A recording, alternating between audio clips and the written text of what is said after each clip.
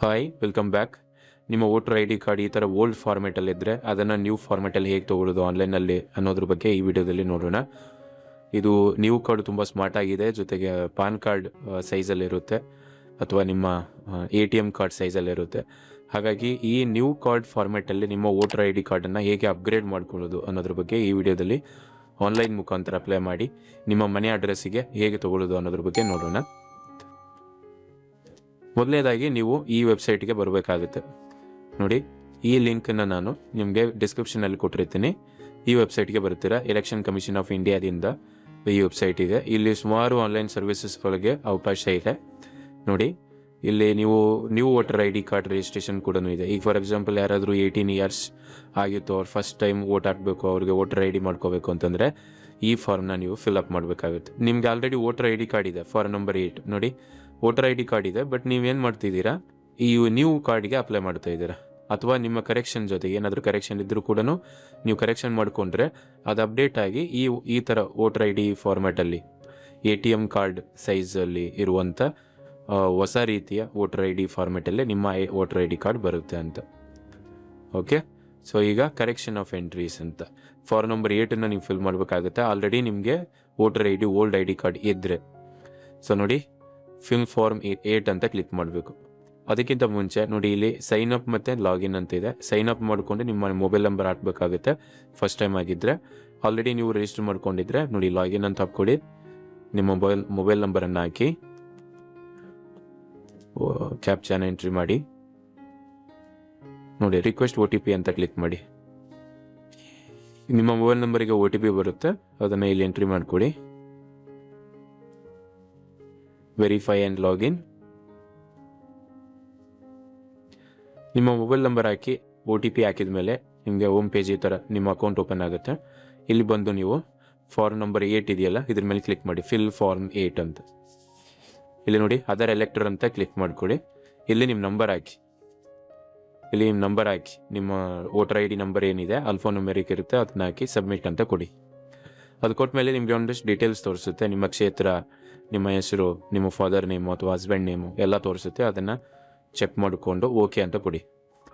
Okay ಅಂತ ಕೊಟ್ಟ ಮೇಲೆ ನೀವು ಯಾವ ಕಾರಣಕ್ಕೋಸ್ಕರ ನೀವು ಕಾರ್ಡ್ಗೆ ಅಪ್ಲೈ ಮಾಡ್ತಿದ್ದೀರಂತ ಇಲ್ಲೊಂದಿಷ್ಟು ಆಪ್ಷನ್ಗಳಿದ್ದಾವೆ. ನೋಡಿ, ಶಿಫ್ಟಿಂಗ್ ಆಫ್ ರೆಸಿಡೆನ್ಸ್, ನಿಮ್ಮ ಮನೆ ಏನಾದರೂ ಬದಲಾವಣೆ ಆಗಿದೆಯಾ ನೋಡಿ, ನೀವೇನಾದರೂ ಅಡ್ರೆಸ್ ಚೇಂಜ್ ಮಾಡ್ತಾ ಇದ್ದೀರಾ ಅದ್ರ ಬಗ್ಗೆ.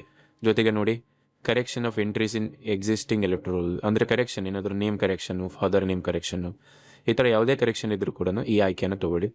ನೋಡಿ, issue of replacement EPIC without correction. ನೋಡಿ, ಯಾವುದೇ ಕರೆಕ್ಷನ್ ಇಲ್ಲದೇ ನಿಮಗೆ ಇನ್ನೊಂದು ಕಾರ್ಡ್ಗೆ ನೀವು ಅಪ್ಲೈ ಮಾಡ್ತಿದ್ದೀರಾ ಅಂತ, ರೈಟ್? ಸೊ ಇವಾಗ ನಿಮ್ಮ ಆಯ್ಕೆ ಏನಾದರೂ ಕರೆಕ್ಷನ್ ಇತ್ತು ಅಂತಂದರೆ ಇದನ್ನು ಆಯ್ಕೆ ಮಾಡ್ಕೊಳ್ಳಿ. ನಿಮ್ಮ ಅಡ್ರೆಸ್ ಚೇಂಜ್ ಇತ್ತು ಅಂತಂದರೆ ಫಸ್ಟ್ ಆಪ್ಷನ್ನ ಆಯ್ಕೆ ಮಾಡ್ಕೊಳ್ಳಿ. ನಿಮಗೆ ಓಲ್ಡ್ ವೋಟರ್ ಐ ಡಿಯಿಂದ ನ್ಯೂ ವೋಟರ್ ಐ ಡಿಗೆ ಬದಲಾವಣೆ ಮಾಡ್ಕೊಳ್ತಾ ಇದ್ದೀರಿ, ನ್ಯೂ ಕಾರ್ಡ್ ಬೇಕು ನಿಮಗೆ ಅಂತಂದರೆ ಈ ಆಪ್ಷನ್ನ ಕ್ಲಿಕ್ ಮಾಡ್ಕೊಳ್ಳಿ. ಓಕೆ, ನಿಮ್ಗೆ ಏನಾದರೂ ಡಿಸಬಿಲಿಟಿ ಮಾರ್ಕಿಂಗ್ ಬೇಕು, ಡಿಸಬಿಲಿಟಿ ಎಲಿಜಿಬಿಲಿಟಿ ಬೇಕು ವೋಟರ್ ಐ ಡಿಲಿ ಅಂದರೆ ಇದನ್ನು ತೊಗೊಳ್ಳಿ, ರೈಟ್? ಈಗ ನಮಗೆ ಯಾವುದೇ ಕರೆಕ್ಷನ್ ಇಲ್ಲದೇ ರಿಪ್ಲೇಸ್ಮೆಂಟ್ ಅಂದರೆ ಈಗ ನಿಮಗೆ ಇನ್ನೊಂದು ಹೊಸ ವೋಟರ್ ಐ ಡಿ ಬೇಕು ಅನ್ನೋ ಕಾರಣಕ್ಕೆ ನಾನು ಏನು ಮಾಡ್ತೀನಿ, ವಿತೌಟ್ ಕರೆಕ್ಷನ್ ನಿಮಗೆ ರಿಪ್ಲೇಸ್ ಮಾಡಬೇಕು ವೋಟರ್ ಐ ಡಿ ಅನ್ನೋದ್ರ ಬಗ್ಗೆ. ಇದನ್ನು ಕ್ಲಿಕ್ ಮಾಡಿಕೊಂಡು ಓಕೆ ಮಾಡ್ಕೊಳ್ಳಿ. ನೋಡಿ, ಇಲ್ಲಿ ನಿಮ್ಮ ಡೀಟೇಲ್ಸ್ ಎಲ್ಲ ಓಪನ್ ಆಗುತ್ತೆ. ನೋಡಿ, ನಿಮ್ಮ ಕ್ಷೇತ್ರ ಯಾವುದು, ನಿಮ್ಮ ಜಿಲ್ಲೆ ಯಾವುದು, ನಿಮ್ಮ ನೇಮು, ರೈಟ್? ಸೊ ಇದೆಲ್ಲ ನಿಮಗೆ ಓಪನ್ ಆಗುತ್ತೆ ಅಂತ. ಸೊ ಇದನ್ನೆಲ್ಲ ಕ್ರಾಸ್ ಚೆಕ್ ಮಾಡ್ಕೊಳ್ಳಿ. ಯಾವುದೇ ಕರೆಕ್ಷನ್ ಇಲ್ಲ ಅಂತ ಗೊತ್ತಾದ ಮೇಲೆ ನೋಡಿ ಇನ್ನೊಂದು ಆಪ್ಷನ್ ಇದೆ ನಿಮಗೆ. ನೀವು ಯಾವ ಕಾರಣಕ್ಕೋಸ್ಕರ ಇದನ್ನು ನ್ಯೂ ಕಾರ್ಡ್ಗೆ ಅಪ್ಲೈ ಮಾಡ್ತಿದ್ದೀರಾ, ಏನು ಕಳ್ಕೊಂಡಿದ್ದೀರಾ, ರೈಟ್? ಕಳ್ಕೊಂಡಿದ್ರೆ FIR ಹಾಕಬೇಕಾಗುತ್ತೆ, ಪೊಲೀಸ್ ರಿಪೋರ್ಟ್ ಹಾಕಬೇಕಾಗುತ್ತೆ, FIR ಕಂಪ್ಲೇಂಟ್ ಹಾಕಬೇಕಾಗುತ್ತೆ.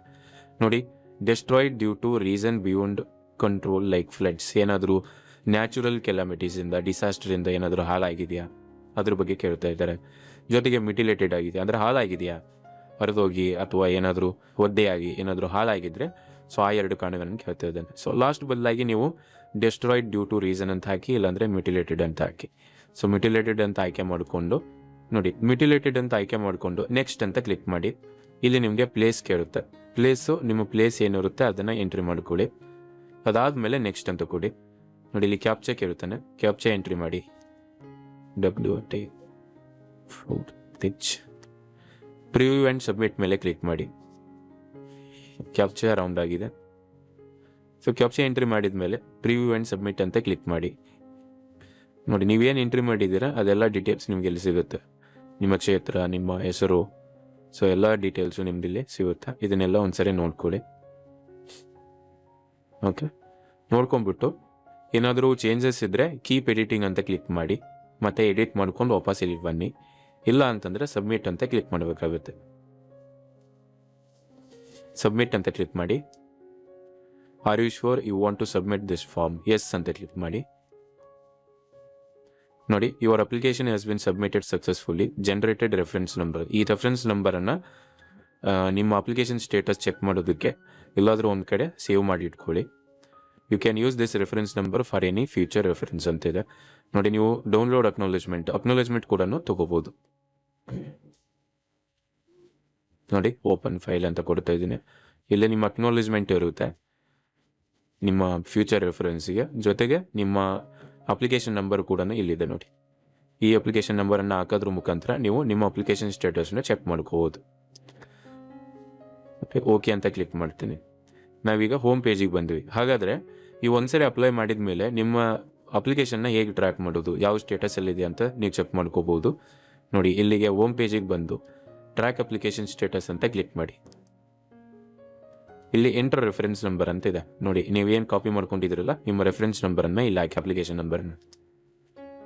ನೋಡಿ, ಇಲ್ಲಿ ತೋರಿಸ್ತಾ ಇದ್ದಾರೆ ಯಾವ ಕ್ಷೇತ್ರ, ನಿಮ್ಮ ಹೆಸರು, ಜೊತೆಗೆ ಇಲ್ಲಿ ನೀವು ಕ್ಲಿಕ್ ಮಾಡಿದರೆ ಸಬ್ಮಿಟೆಡ್ ಸ್ಟೇಟಸಲ್ಲಿ, ರೈಟ್. ಇದು ಫರ್ದರ್ ನಿಮಗೆ ಬೇರೆ ಬೇರೆ ಸ್ಟೇಟಸಲ್ಲಿ ಅಪ್ಡೇಟ್ ಆಗುತ್ತೆ, ರೈಟ್. ಅಪ್ಡೇಟ್ ಆಗಿ ನಿಮ್ಮ ಅಡ್ರೆಸ್ಸಿಗೆ ಡಿಸ್ಪ್ಯಾಚ್ ಆಗುತ್ತೆ. ಅದನ್ನು ಕೂಡ ನೀವು ಇಲ್ಲಿ ಚೆಕ್ ಮಾಡ್ಕೋಬೋದು. ಸೊ ಈ ರೀತಿ ನಿಮ್ಮ ವೋಟರ್ ಐ ಡಿನ ಓಲ್ಡ್ ಕಾರ್ಡಿಂದ ನ್ಯೂ ಕಾರ್ಡಿಗೆ ಶಿಫ್ಟ್ ಮಾಡ್ಕೋಬೋದು. ಓಕೆನಾ? ಸೊ ಮ್ಯಾಕ್ಸಿಮಮ್ ನಿಮ್ಗೆ ಏನಾಗುತ್ತೆ, ಎಲೆಕ್ಷನ್ ಕಮಿಷನ್ ಆಫ್ ಇಂಡಿಯಾದಿಂದ ಮೊಬೈಲ್ ಮುಖಾಂತರನೂ ನೀವು ಅಪ್ಲೈ ಮಾಡ್ಕೋಬೋದು. ಅದನ್ನು ನೀವು ನಿಮ್ಮ ಪ್ಲೇ ಸ್ಟೋರ್ ಅಥವಾ ಆ್ಯಪಲ್ಲಿದ್ದರೆ iOS ಅಲ್ಲಿ ಹೋಗಿ ನಿಮ್ಮ ಆ್ಯಪ್ ಸ್ಟೋರಿಗೆ ಹೋಗಿ ಈ ಆ್ಯಪನ್ನ ನಾನು ಇಲ್ಲಿ ತೋರಿಸ್ತಾ ಇದ್ದೇನೆ ನೋಡಿ, ಈ ಆ್ಯಪನ್ನ ಎಲೆಕ್ಷನ್ ಕಮಿಷನ್ ಆಫ್ ಇಂಡಿಯಾದಿಂದ ಇದೆಯಾ ಅಂತ ಚೆಕ್ ಮಾಡಿಕೊಂಡು ಈ ಆ್ಯಪ್ನ ಇನ್ಸ್ಟಾಲ್ ಮಾಡಿಕೊಂಡು ಸೇಮ್ ಪ್ರೊಸೀಜರ್ನೇ ನೀವು ಫಾಲೋ ಮಾಡಿದರೆ ನಿಮಗೆ new voter I D card ನಿಮ್ಮ ಮನೆ ಬಾಗಿಲಿಗೆ ಬರುತ್ತೆ. Thank you very much for watching.